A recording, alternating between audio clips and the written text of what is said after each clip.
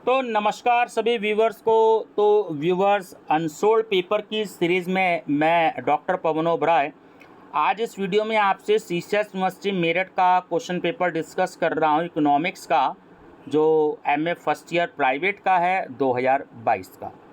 और ये ही syllabus same जो सीसीएस यूनिवर्सिटी मेरठ में है, यही माँ शाकुंभरी यूनिवर्सिटी सहारनपुर में भी सिलेबस है।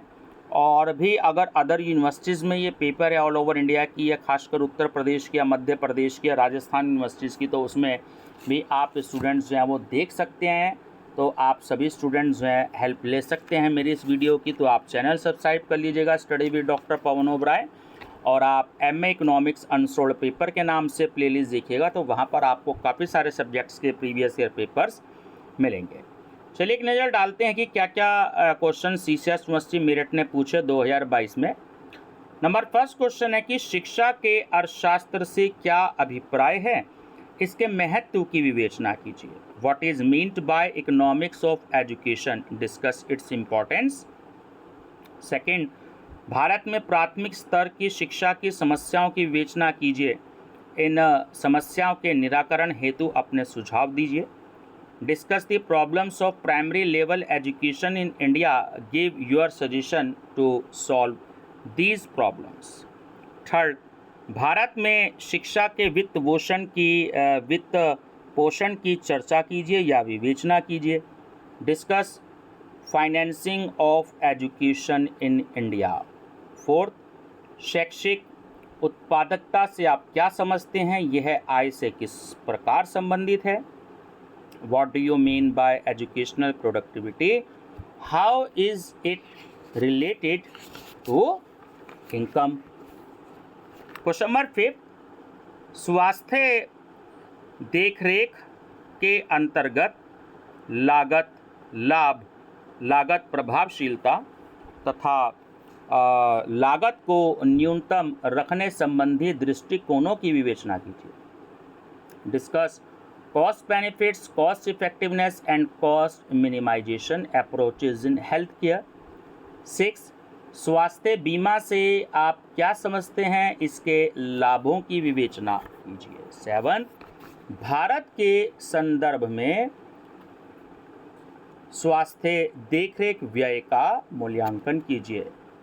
Evaluate healthcare expenditure in reference to India.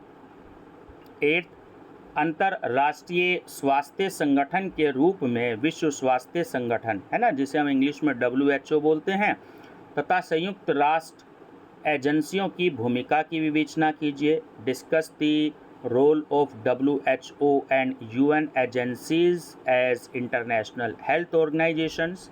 9, Bharat में स्वास्थ्य देखरेख अवसंरचना का मूल्यांकन कीजिए।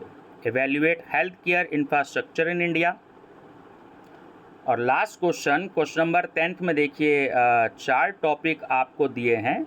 Right short notes on any 2 of the following, निम्नलिखित में से किन्हीं 2 पर संक्षिप्त टिप्पणी लिखिए। नंबर फर्स्ट, शिक्षा समृद्धि के उपकरण के रूप में, education as an instrument of growth. B, Bharat में शिशु एवं बाल मृत्यु दरें, infant and child mortality rates in India. और थर्ड है आपका अस्पताल एवं गैर लाभ सिद्धांत, hospitals and the theory of non profits. और फोर्थ है भारत में तकनीकी परिवर्तन एवं स्वास्थ्य देखरेख, technological change and health care in India. तो ये व्यूवर्स आपके 4 हो गए शॉर्ट नोट्स और 9 हो गए आपके लॉन्ग क्वेश्चंस। तो आपके एक तरीके से 13 क्वेश्चंस हो गए इस सब्जेक्ट्स में।